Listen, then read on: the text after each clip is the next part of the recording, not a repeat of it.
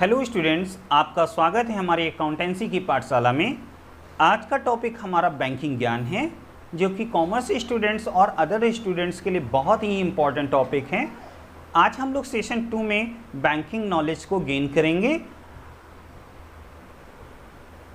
और ये भी सीखेंगे कि बैंक के डॉक्यूमेंट्स को किस तरीके से फिल करते हैं, बैंक्स में किस तरीके के डॉक्यूमेंट्स का यूज़ किया जाता है और उसका हमारी डेली लाइफ में क्या यूज़ है।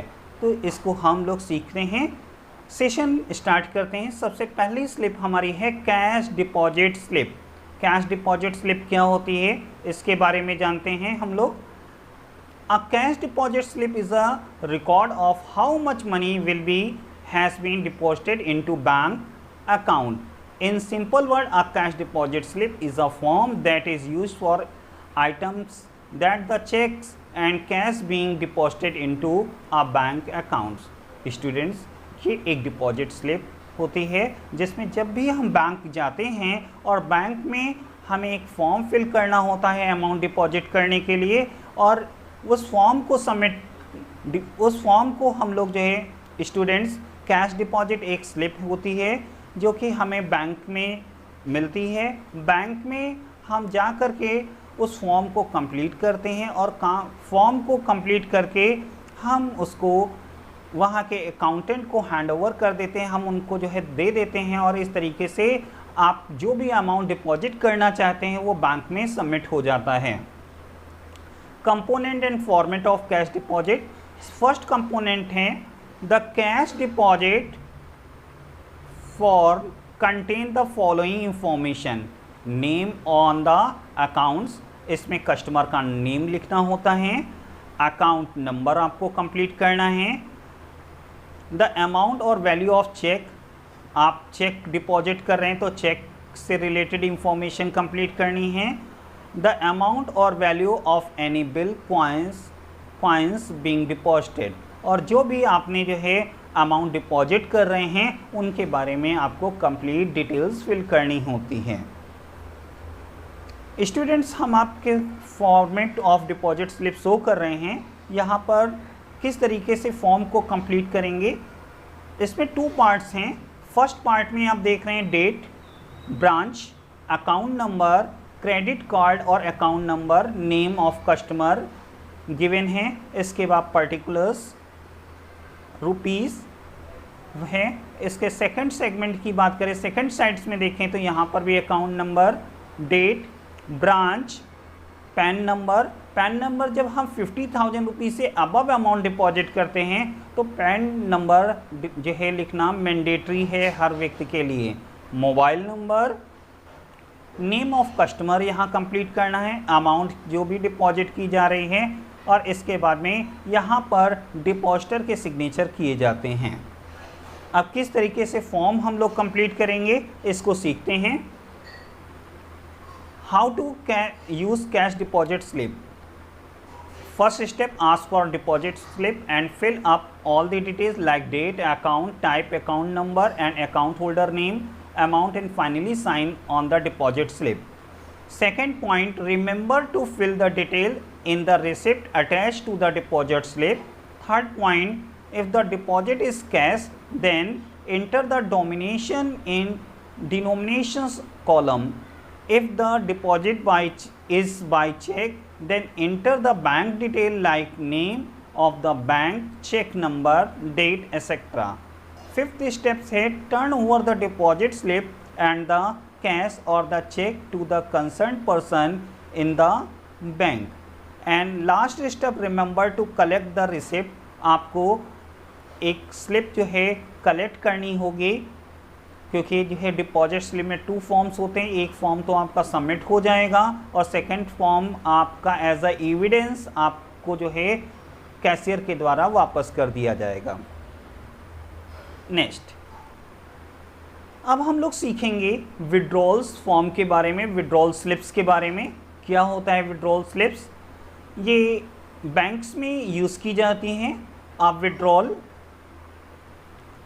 Slip is a written order to bank instructing it to withdrawal funds from the account, and withdrawal slips vary from to the bank. Students, withdrawal slips के बारे में हम लोग सीखेंगे। A withdrawal slip is a written order to your bank instructing it to withdraw funds from the account. Withdrawal slips vary from bank to bank. A customer can withdraw cash using withdrawal slip only at their home branch. Bank की जो home branch होती है उसमें एक customer जा कर के इस स्लिप को भर करके वो पैसे को विड्रॉ कर सकता है। विड्रॉल फॉर्म्स में मेन कंटेंट्स क्या हैं जो कंप्लीट करने हैं? नेम ऑफ अकाउंट होल्डर, इसमें अकाउंट होल्डर का नाम लिखना है, डेट लिखनी है, अकाउंट नंबर कंप्लीट करना है, amount of withdrawal in words, कितनी अमाउंट विड्रॉ करना चाहते हैं इसको मेंशन करना होगा फॉर्म पर। And next amount of withdrawal in figures, 2000 रुपये फॉर एग्जाम्पल यहाँ पर हमने मेंशन किया है। And last column signature of depositors होगा। इस तरीके से हमारा विड्रॉल फॉर्म्स कंप्लीट हो जाता है और इसमें जो है बैंक ऑफिसर्स के सामने आपको 2 साइन करने होते हैं back side of the form. Next हमारा है डिमांड ड्राफ्ट। बैंक में एक डॉक्यूमेंट यूज़ किया जाता है जो डिमांड ड्राफ्ट के नाम से जाना जाता है और ये बैंक का बहुत ही इम्पॉर्टेंट डॉक्यूमेंट्स हैं। ये चेक की तरीके से ही होता है बट चेक से डिफरेंस होता है। हम क्या डिफरेंस हैं इसको अभी आगे के पार्ट में हम आपके साथ डिस्कस करेंगे, बट अभी हम लोग डिस्कस करते हैं डिमांड ड्राफ्ट के बारे में। Demand draft is a prepaid instruments where bank by whom the DD has been made undertake responsibility to make full payment। Bank draft एक ऐसा डॉक्यूमेंट्स होता है जिसमें डिपॉजिटर कंप्लीट अमाउंट बैंक के अकाउंट में डिपॉजिट कर देता है और बैंक जो है एक ड्राफ्ट इशू करता है और इसमें यह कमिटमेंट होता है कि जिस व्यक्ति को ये ड्राफ्ट दिया जा रहा है उसको बैंक फाइनली पेमेंट कर देगी। चेक तो बाउंस हो सकता है बट बैंक ड्राफ्ट बाउंस नहीं होता है क्योंकि इसमें अमाउंट पहले ही बैंक के अकाउंट में ट्रांसफ़र कर दी जाती है। ये बैंक ड्राफ्ट का फॉर्मेट हमने क्रिएट कर दिया है, किस तरीके से भरना है यहाँ पर सारी चीज़ें मेंशन हैं और ये डॉक्यूमेंट्स को फिल करने का काम बैंक करता है ना कि कस्टमर। तो बैंक ड्राफ्ट्स के मेन कंटेंट्स जो हैं वो आपके सामने हैं स्क्रीन पर। नेक्स्ट हमारा कॉलम कौन कौन सी चीज़ें इसमें इम्पॉर्टेंट कंटेंट्स होते हैं। Black rectangle at the top SBM, ये डिटेल्स जो हैं इनको आप लोग देख लीजिएगा जिससे जो है बैंक ड्राफ्ट से रिलेटेड आपकी इंफॉर्मेशन आपको क्लियर हो जाएगी। Next difference between cheque and demand draft. अभी मैंने आपको बताया था डिमांड ड्राफ्ट में पहले ही बैंक अकाउंट में पैसा डिपॉजिट कर दिया जाता है बट चेक जो है में ऐसा नहीं होता, आपके अकाउंट में ही पैसा रहता है। डिमांड ड्राफ्ट बाउंस नहीं हो सकता है बट चेक जो है बाउंस हो सकता है किसी भी रीज़न से। तो ये मेन डिफरेंस है डिमांड ड्राफ्ट और चेक में। चेक और डिमांड ड्राफ्ट के डिफरेंसेस हमने मेंशन कर दिए, स्क्रीन से आप लोग नोट कर लीजिएगा। नेक्स्ट हमारा टॉपिक है मीनिंग ऑफ अ चेक। आप डेली यूज़ में चेक यूज़ करते हैं तो इसमें कौन कौन से कंटेंट्स होते हैं, इनका हमारी लाइफ में के लिए क्या इंपॉर्टेंट पार्ट्स हैं इसको डिस्कस करते हैं। सबसे पहले डेफिनेशंस पार्ट पर स्टडी करते हैं। A cheque is a negotiable instrument instructing a financial institution to pay a specific amount of specific currency from a specific demand account held in the name of the maker, depositor name with that institutions both the maker and payee may be natural person or legal entities. As per negotiable instrument act as a check is a bill of exchange drawn on a specified bankers and not expressed to payable otherwise than on demand. Remember all checks are bills of exchange but all bills are not check. Since term bill is not subject matters of this book, here we will discuss about check only. Students, cheque एक bank के द्वारा issue किया हुआ documents है जिसमें account holder जिसको भी payment करना चाहता है वो एक चेक इशू कर देता है। उसमें कितनी अमाउंट उसको पे करनी है, किस व्यक्ति को पे करना है, ये सारी डिटेल्स चेक में मेंशन करके जो है उस पर्सन को हैंडओवर कर देता है। बैंक जो है के पास वो व्यक्ति जाएगा और वो व्यक्ति जा कर के अपने अकाउंट में या बैंक की विंडो पर जा कर के वो पैसे को विड्रॉ कर लेगा। तो ये था definition part of cheque. Format of cheque, यहाँ पर बैंक का नेम मेंशन होता है मोस्ट प्रॉब्ली, कस्टमर नेम, पे किसको करना है ये मेंशन होता है। चेक हमारे दो तरीके के होते हैं, एक चेक हमारा होता है बेयरर चेक और दूसरा होता है हमारा क्रॉस चेक जो मेनली यूज़ किए जाते हैं। तो बेयरर चेक में आपके सिंपल कंटेंट्स यहाँ पर रहते हैं, यहाँ पर आप पे रुपीस अमाउंट मेंशन कर देंगे और कस्टमर जा कर के बैंक की विंडो से वो पैसे को विड्रॉ कर सकता है। बट हमारा क्रॉस चेक है या अकाउंट पे चेक है तो यहाँ पर कॉर्नर में दो पैरेलल लाइन बना दी जाती हैं और इस तरीके से इन लाइंस के थ्रू ये आपका अकाउंट पे चेक हो जाता है। और अकाउंट पे चेक जो है बैंक अकाउंट में ही ट्रांसफ़र हो सकता है, बैंक विंडो पर इसका पेमेंट नहीं होगा। तो ये सेफ्टी पॉइंट ऑफ व्यू के लिए बहुत ही इम्पॉर्टेंट है। किस तरीके से हम लोग चेक को भरते हैं, किस तरीके से फॉर्म्स कंप्लीट किया जाता है चेक का, हम लोग सीखते हैं।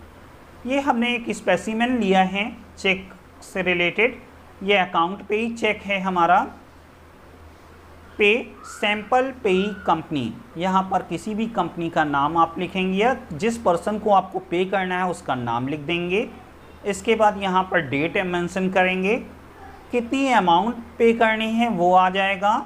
यहाँ पर भी अमाउंट्स जो है इस तरीके से मेंशन कर देंगे और लास्ट में इस पार्ट पर सैंपल जहाँ पर लिखा हुआ यहाँ पर कस्टमर बैंक का डिपॉजिटर पर्सन जो है वो अपना साइन कर देगा और बैंक इस साइन को देख करके जो है जिस व्यक्ति को वो चेक दिया गया है उसके अकाउंट में पैसा ट्रांसफ़र कर देगा या विंडो पर पेमेंट उसको कैश जो है पे कर देगा। तो ये था हमारा चेक का फॉर्मेट।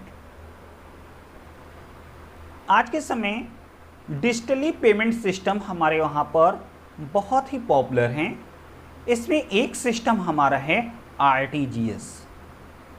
आरटीजीएस का फुल फॉर्म हमारा है रियल टाइम ग्रॉस सेटलमेंट। ये कैसे वर्क करता है, इसकी डेफिनेशंस पार्ट क्या है और इसको कौन ऑपरेट करता है हम लोग जानने की कोशिश करते हैं। Are you finding it difficult to transfer your funds from one bank to other bank?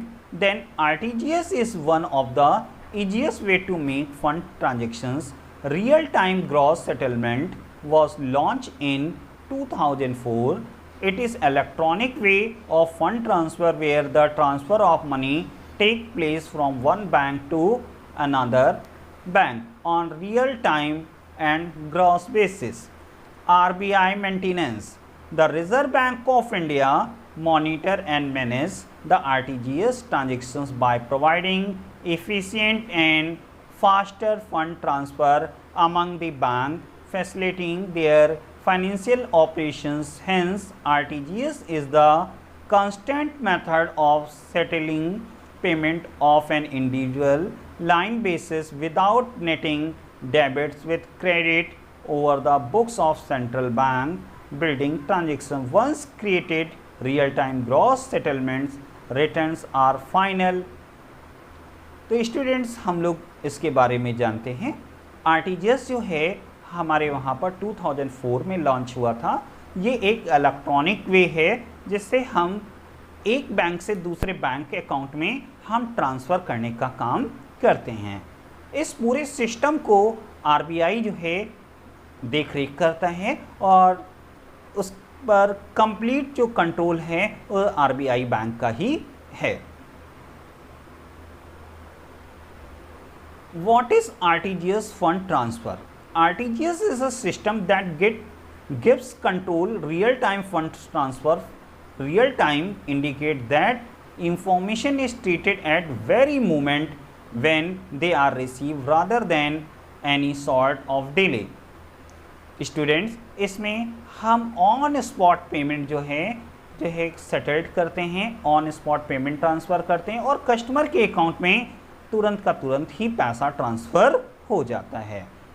ये पैसा एक अकाउंट से दूसरे बैंक अकाउंट में ट्रांसफ़र किया जाता है या बैंक टू बैंक अकाउंट में। आपका सपोज़ करिए स्टेट बैंक ऑफ इंडिया में अकाउंट है और आप स्टेट बैंक ऑफ इंडिया के दूसरे कस्टमर के अकाउंट में भी पैसा ट्रांसफ़र करना चाहते हैं और आप 2 लाख रुपये से अबव का ट्रांजेक्शन है तो आरटीजीएस के थ्रू आप ट्रांसफ़र कर सकते हैं। आपको अदर बैंक में भी ट्रांसफ़र करना है तो आप इस ट्रांजेक्शन्स को भी कंप्लीट कर सकते हैं। फॉर एग्ज़ाम्पल, आपका स्टेट बैंक ऑफ इंडिया में अकाउंट है और आपको जो पे करना है पंजाब नेशनल बैंक में पे करना है तो स्टेट बैंक ऑफ इंडिया से ये अमाउंट डेबिट हो जाएगा और पंजाब नेशनल बैंक के कस्टमर के अकाउंट में ये अमाउंट क्रेडिट हो जाएगा। इसको किस तरीके से वर्क करेंगे इस पर देखते हैं और इसके एडवांटेज क्या हैं। Advantage of real time settlement, first, it is secure and safe way of transferring funds. ये सिक्योर सिस्टम होता है क्योंकि इसमें अकाउंट टू अकाउंट जो है मनी ट्रांसफ़र हो रहा है तो इसमें फ्रॉड के चांसेस बहुत कम होते हैं। There is no maximum limit for RTGS transfer from the branch, इसमें कोई भी मैक्सिमम लिमिट यहाँ पर नहीं है। Further you can make a real time fund transfer to beneficiary account. आप बेनिफिशरी के अकाउंट में इन फ्यूचर में भी पेमेंट करना चाहते हैं तो आप पेमेंट कर सकते हैं। You can transfer funds on all days, आप जो है सभी डेज में जो है इसमें पेमेंट कर सकते हैं। मोreover, for electronic fund transfer there is no likelihoods of theft or loss of the fraudulent encashment of beneficiaries, इसमें फ्रॉड्स वगैरह के चांसेस बहुत कम होते हैं। Further no requirement for physical cheque और डिमांड ड्राफ्ट, इसमें किसी भी तरीके के चेक और डिमांड ड्राफ्ट की ज़रूरत नहीं होती है और चेक और डिमांड ड्राफ्ट में पेमेंट में टाइम लग सकता है बट आरटीजीएस में आपका on spot accounts to account transfer हो जाता है।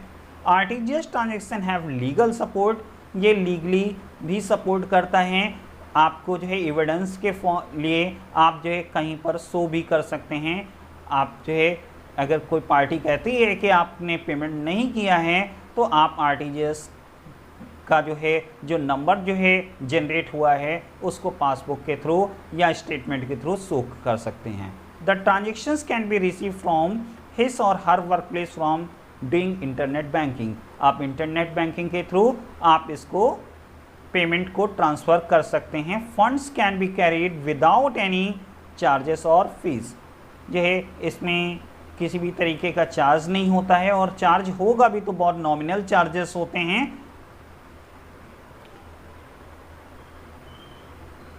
ये किस तरह से वर्क करता है। Get instant fund transfer, requirement to make RTGS transactions.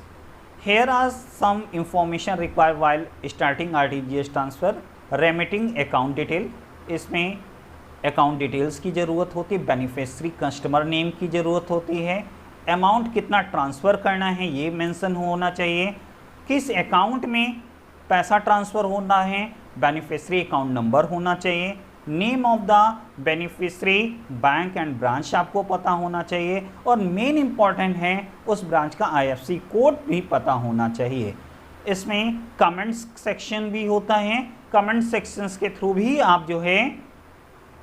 आप जो डिटेल्स को मेंशन कर सकते हैं जो कि फ्यूचर रेफरेंस के लिए इम्पॉर्टेंट हों।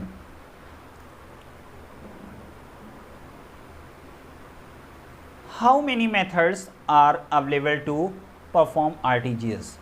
स्टूडेंट्स, 2 मेथड्स हैं जो आरटीजीएस के लिए यूज़ किए जा रहे हैं। पहला है बैंक ब्रांच और सेकंड है इंटरनेट बैंकिंग। आप जा कर के बैंक में भी, ब्रांच में आप अकाउंटेंट के थ्रू पेमेंट कर सकते हैं। और दूसरा तरीका है इंटरनेट बैंकिंग, आपको जो है यूज़र आईडी और पासवर्ड बैंक देता है, आप उसको लॉगिन करके आप इंटरनेट बैंकिंग के थ्रू फंड ट्रांसफ़र सेक्शन में जा कर के आप आरटीजीएस पेमेंट कर सकते हैं। Type, minimum and maximum. RTGS minimum 2 lakh रुपये, 2 लाख रुपये से नीचे आप ट्रांसफ़र करना चाहते हैं तो आपके लिए आरटीजीएस फैसिलिटी नहीं है। 2 लाख अबव अमाउंट के लिए ही जो है आरटीजीएस फैसिलिटी जो है बनाई गई है, और मैक्सिमम इसमें कोई लिमिट नहीं है, कितनी भी अमाउंट आप ट्रांसफ़र कर सकते हैं। नेक्स्ट हमारा डिजिटल पेमेंट वे है निफ्ट। निफ्ट के बारे में हम लोग जानेंगे और इनके क्या चार्जेस हैं, क्या टाइमिंग है, इनके बारे में भी हम लोग सीखते हैं। NEFT national electronic fund transfers के नाम से इसको जानते हैं। ये किस तरीके से वर्क करता है इसके बारे में इस सेगमेंट में हम लोग सीखेंगे। National electronic fund transfer is the nationwide centralized electronic payment system implemented and governed by Reserve Bank of India for fund transfer from one bank account to another bank account from any location. It is digital means of fund transfer from bank branch to any firm, individual or company. Nowadays it has become widely used means of money transfer between 2 bank accounts. Students, NEFT जो facility है इसको भी reserve bank of India ही control करता है।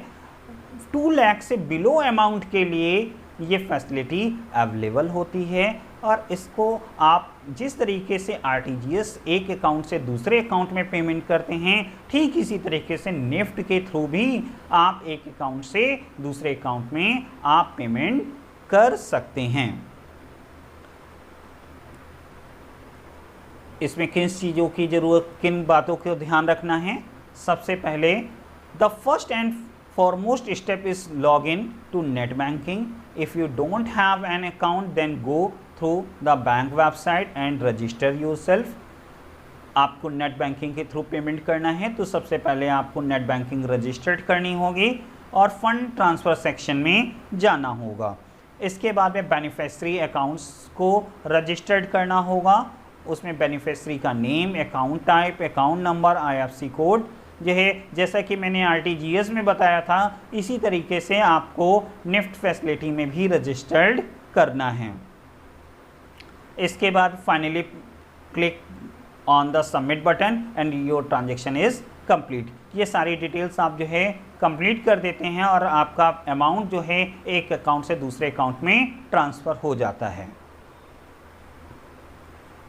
Advantages of NIFT, तो जिस तरीके से आरटीजीएस के फ़ायदे थे, फ्रॉड्स कम्स हो जाते हैं, टाइम सेविंग होती है, फिजिकल डॉक्यूमेंट्स की रिक्वायरमेंट्स नहीं होती हैं, आप जो है एडवांस पेमेंट कर सकते हैं one state to another state, one country to another countries जो है आप पेमेंट कर सकते हैं। तो ये एक फास्ट वे है, और ये अमाउंट जो है कितनी अमाउंट के लिए, there is no set limit of amount transfer, how maximum amount per transaction in India is limited to 50,000 cash based remittance. अगर आपको कैश बेस्ड पेमेंट हैं तो 50,000 इसकी लिमिट है। तो इसके एडवांटेजेस स्टूडेंट्स आप लोग अच्छे से रीड कर लीजिएगा। फंड ट्रांसफर लिमिट्स हमने आपको बता दी हैं कि 50,000 रुपीज़ हैं, मिनिमम 1 रुपी एंड मैक्सिमम 50,000 रुपी जो है आप पेमेंट कर सकते हैं। इसमें 2 डिफरेंट बैंक अकाउंट्स में पेमेंट किया जाता है। नेक्स्ट हमारा आज के समय बहुत ही इम्पॉर्टेंट पेमेंट सिस्टम है IMPS। IMPS का फुल फॉर्म है इमीडिएट पेमेंट सर्विस। जिस तरीके से आपने आरटीजीएस, निफ्ट का पेमेंट सिस्टम सीखा है, IMPS भी इसी तरीके से वर्क करता है, और इसमें 24/7 × 365 डेज वर्क होता है। इट मीन्स एक customer 24 hours 7 days and 365 it means पूरे वर्ष में किसी भी टाइम पर IMPS के थ्रू पेमेंट ट्रांसफ़र कर सकता है। इसके भी दो ही तरीके हैं, आप ब्रांच के थ्रू भी कर सकते हैं और आप नेट बैंकिंग के थ्रू भी इसका पेमेंट कर सकते हैं।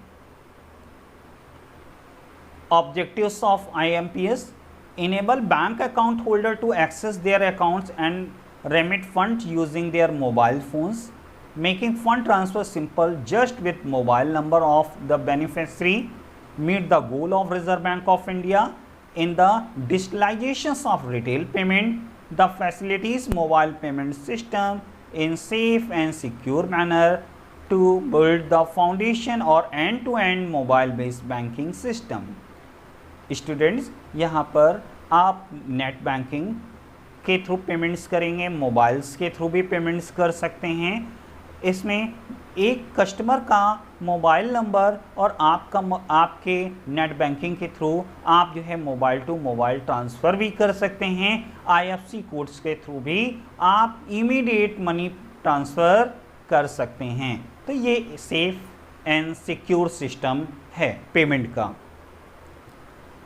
Features and benefit: instant fund transfer, यहाँ पर पेमेंट ऑन स्पॉट हो जाता है। Availability 24 hours, 7 days and 365 days, ये कंप्लीट जो है इसकी वर्किंग होती है। कन्फर्मेशंस हमेशा बनी रहती हैं और इस तरीके से आपने इसके फीचर्स एंड बेनिफिट्स को डिस्कस अच्छे से समझ लिया है। तो आप लोग जो है आगे के और एडवांटेजेस को हमारे जो है इस फीचर्स एंड बेनिफिट्स पार्ट से रीड कर लीजिएगा।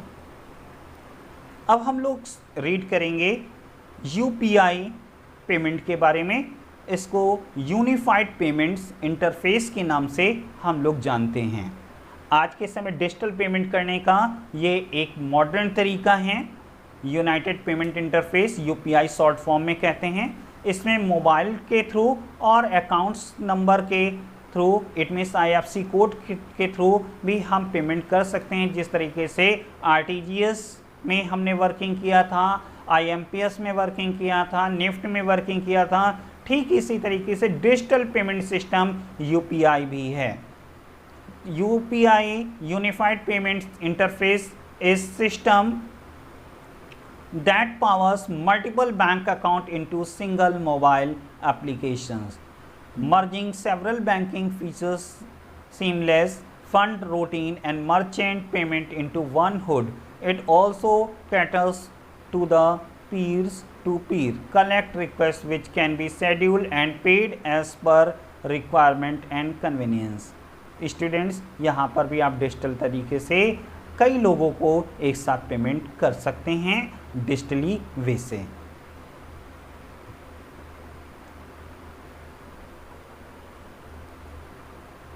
इसको किस तरीके से यूज़ करेंगे, यहाँ पर भी 24 आवर्स 7 डेज एंड 365 डेज किसी भी समय आप जो है इसको वर्क कर सकते हैं। आप bank to bank amount transfer कर सकते हैं या मोबाइल टू मोबाइल बैंक से ट्रांसफ़र कर सकते हैं। इसमें IFSC कोड्स वगैरह के अकाउंट नंबर की आपको रिक्वायरमेंट्स होती हैं। तो ये हमने पॉइंट्स मेंशन कर लिए हैं। स्टूडेंट्स, आप इनकी डिटेल्स को अच्छे से पढ़ लीजिएगा तो आपको जो है किस तरीके पेमेंट किया जाता है वो भी आप अच्छे से सीख लेंगे।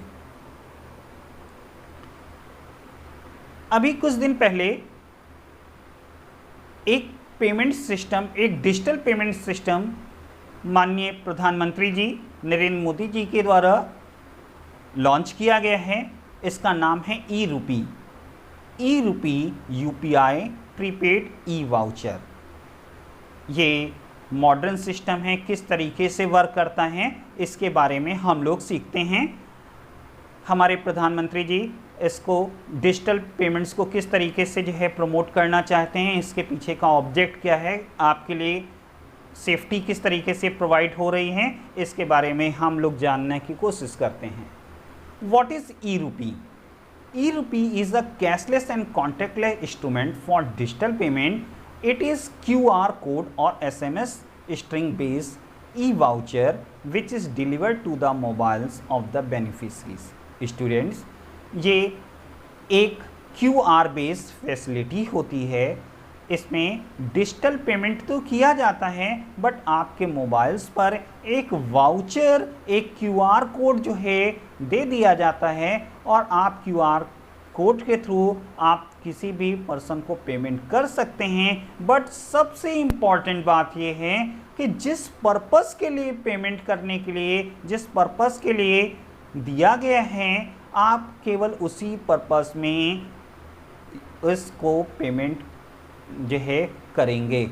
अदर पर्पस के लिए इसका सिलेक्शन नहीं। फॉर एग्जांपल, आपने स्कूल की फ़ीस के लिए ये QR कोड जनरेट किया गया है, तो आप स्कूल की फ़ीस ही कंप्लीट कर सकते हैं।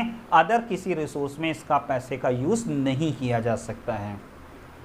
The user of this seamless one time payment mechanism will be able to redeem the vouchers without a card, digital payments app or internet banking access at the service provider.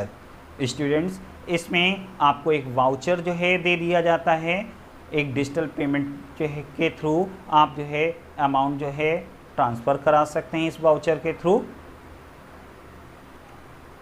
और ये केवल one time के लिए ही access किया जाता है। तो ये मॉडर्न टाइम में नया पेमेंट सिस्टम है, ई-रूपी के नाम से इसको हम लोग जानते हैं। ई-रूपी से और रिलेटेड जो डिटेल्स हैं उसका थ्योरी पार्ट हमने अपनी स्क्रीन पर नोट कर दिया है, इसको आप लोग जो है यहाँ से रीड कर लीजिएगा।